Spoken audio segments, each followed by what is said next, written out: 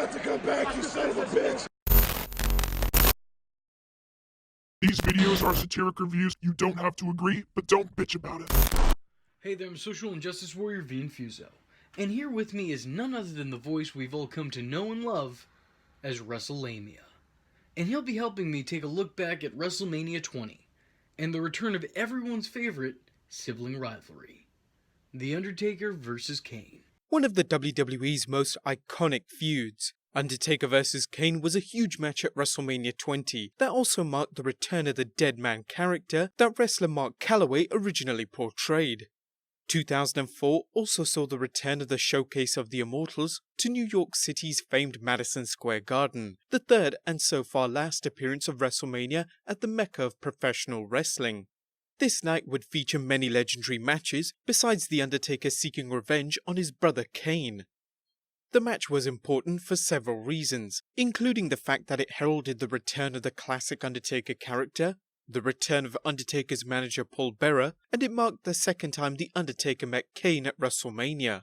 Their first Mania match, of course, taking place at 1998's WrestleMania 14. However, what was the reasons for all this, and how does the match hold up in hindsight? The Undertaker vs. Kane feud stands out as one of the greatest feuds in WWE history, taking advantage of one of humanity's oldest tropes, brother versus brother, a story dating back to the biblical tale of Cain slaying Abel. In this case, The Undertaker's tortured brother, the Big Red Machine Kane, would try time after time to end his brother's career and his life, failing to get the job done. Their storybook feud was reignited as Kane sided with company owner Vince McMahon in an effort to bury the dead man. Literally. Kane's reasoning being that The Undertaker had allowed himself to become no better than the people in attendance, claiming that the dead man humanized himself, and he was no longer a monster. And rumor has it that Vince McMahon himself shares that same opinion, as he's been known to give the cold shoulder to anyone who so much as mentions the American Badass gimmick. Perhaps Kane's literal burial of his brother was really just Vince's attempt at keeping Big Evil buried. But if I am to approach this story like the skeptical, cynical dick we all know me to be, I do have a few questions. 1. Kane, you took your mask off and got substantially less scary. Why didn't you just jump in the casket with him and bury yourself too? Oh, right, because Creative already buried you years ago. When did you decide Undertaker became too human? Because if my memory serves me correctly, you only started teaming with him officially after he made the change to Biker Taker. You guys even won the tag team titles a few times. 3. Did you ever think of maybe, sitting him down and talking to the guy? Must we start burying people alive? Did you even consider a supernatural intervention? I give it to you. You got me there. Kane gloated over his victory for weeks, that is until mysterious messages began haunting him, hinting that The Undertaker was far from dead. The vignettes continued as Kane's already frayed sanity unraveled, until Kane was forced to admit that The Undertaker was still alive. This led to a match at WrestleMania 20, the second time the Brothers of Destruction had met on the grandest stage of them all. While the storyline behind WrestleMania 20's Undertaker vs. Kane match was well crafted, the real-life events surrounding wrestler Mark Calaway's return to the role he made so popular is equally, if not more, interesting. What was the reason for Calaway ditching one gimmick to take on his original gimmick? As we shall see, many of the details are as shrouded in mystery as Calaway's Undertaker character. As fans know, Mark Calaway played the larger-than-life undead creature The Undertaker from his WWF debut in 1990 through the Attitude Era. Calaway returned to the WWF in 2000 after a pectoral injury, but he was a much different character.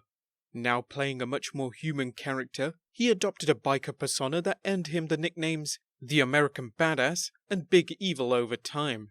Considerable speculation exists why The Undertaker underwent such a radical change. It's believed the American Badass character developed when WCW tried getting The Undertaker to jump ship from the WWF. WCW was losing the Monday Night War and was desperate for a shot in the arm. As Kevin Nash told Sports Illustrated in 2015, "We had Taker close," said Nash, referencing when The Undertaker was a free agent in 2000 and was unhappy with the direction of his character. All of a sudden, he wasn't the dead man. He became the American Badass for a reason. That dead man wasn't gonna fucking come to WCW. He would have been the biker character and gone by Mark Calloway. However, Eric Bischoff denies there was any truth to the rumor, stating in a 2018 interview, "See, that's another one of those internet wrestling rumors that continues to survive. What is it now, 18, 19 years later? Nothing could be further from the truth. There was never one syllable of conversation between anybody that mattered. Maybe some of the lower level guys on the production, maybe the freelancers said, wow, wouldn't it be cool if The Undertaker came over?" Apparently, The Undertaker had some interest in adopting the new character of the American Badass. Perhaps he felt it was time to freshen his character, adapting to the more realistic style of the Attitude Era, or perhaps he was intrigued when he developed the American Badass character for a possible jump to WCW. Whatever the reason, he did adopt it, taking on a new character following the invasion angle of 2001. This character was a radical departure from the Undertaker character, and while it was well received by fans, it wasn't as well received by WWF Kingpin Vince McMahon, with rumors persisting McMahon was happy when Calloway returned to his original character. It should also be noted that The Undertaker's biker persona was more than just a gimmick to Mark Calloway. It was his lifestyle. I can remember as a kid, when he was still going by the Lord of Darkness moniker and teaming with the Ministry, I got to meet the dead man. And he looked identical to what he'd look like in just a few years later. Bandana around his head, sunglasses on, biker vest. This was his casual wear. And anyone who's known or even seen the Phenom in his own personal life could verify that he's very big into bikes. And all things bike related. I mean, the motorcycle didn't drive itself to the ring every week. That's all I'm saying. The American Badass's apparent demise at Survivor Series gave the WWE the chance to bring back the dead man at WrestleMania 20. But what of the match between wrestling's baddest storyline brothers? A match which would see the dead man take on his baby brother, the Big Red Machine, at WrestleMania 20. A WrestleMania that very appropriately used the tagline, "Where it all begins, again." So after weeks of playing mind games and torturing his next of kin, all without ever actually appearing before Kane or a WWE audience, the dead man was set to return in a big way. The fans knew that they'd seen the death of Big Evil, and were all anticipating the resurrection of the dead man. And boy, did they get it. Before the Grim Reaper of professional wrestling made his appearance, the audience was treated to the Undertaker's Druids. Remember them? I mention them from time to time. They're a thing. And none other than Paul Bearer himself.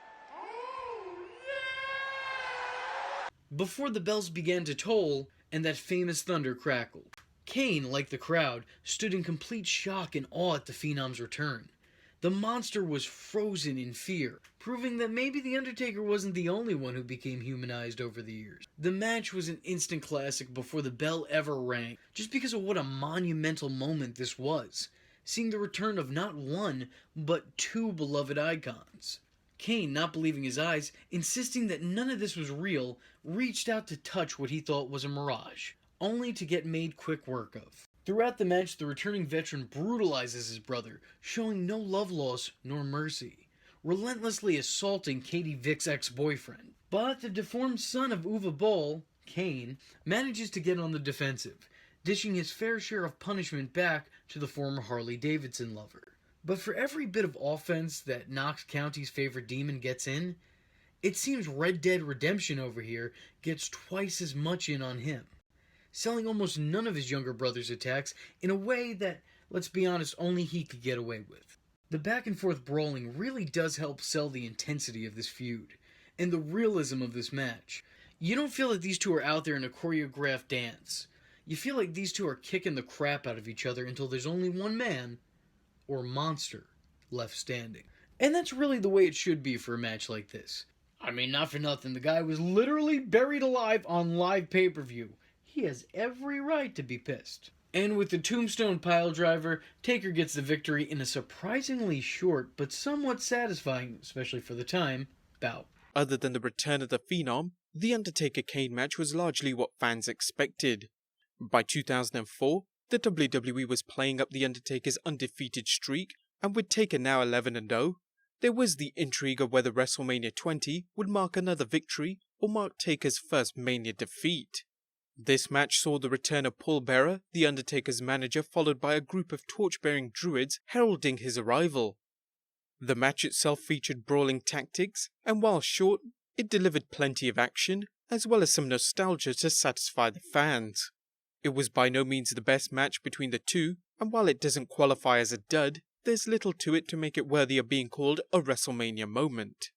It'll undoubtedly best be remembered for showcasing the return of the Dead Man. This match wasn't anything special. It wasn't the worst match that these two would have with each other, but it wasn't by any means the best either. However, in wrestling, sometimes it's the moments, not the matches, that are remembered. Ask any wrestling fan about the Attitude Era, and sure, yeah, they'll probably look upon that time period fondly. They'll remember Too Cool dancing and inviting other tag teams to come along.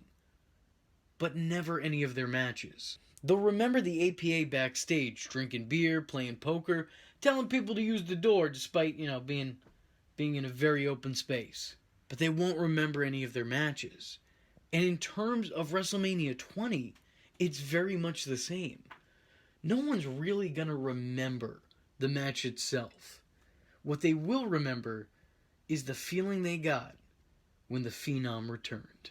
So Undertaker vs. Kane wasn't exactly a spectacular match, but it was a WrestleMania moment, and one that won't soon be forgotten. Mark Calaway continues to portray The Undertaker as his dead man character, and while some fans have asked for a return to the American Badass or Big Evil character, Mark Calaway has no intentions of returning to his biker persona. In 2016, he tweeted, "I will never return as Big Evil. I am the Phenom, and always will." WrestleMania 20's Undertaker vs. Kane match may have not been outstanding in the ring, but it is historically important due to the return of the Undertaker character, a WWE superstar still highly regarded by fans and peers alike. So with that being said, I'm the Social Injustice Warrior V Infuso, and if you like the words that came out of my mouth hole and you too want to become a VTard, don't forget to like and subscribe. There's plenty more where this video came from. Follow me on Twitter because, hell, why not? It's not considered stalking if it's on the internet, am I right? And don't forget to join the Discord. I don't have anything catchy to add to that, but just join it. Just go do it. And if you have a free moment of time and a free dollar to spare, then head over to my Patreon, where for just $1, you too could help keep this boat afloat. And if you don't have that dollar, but you do have a free moment of time, then hit the share button. It will help me out tremendously.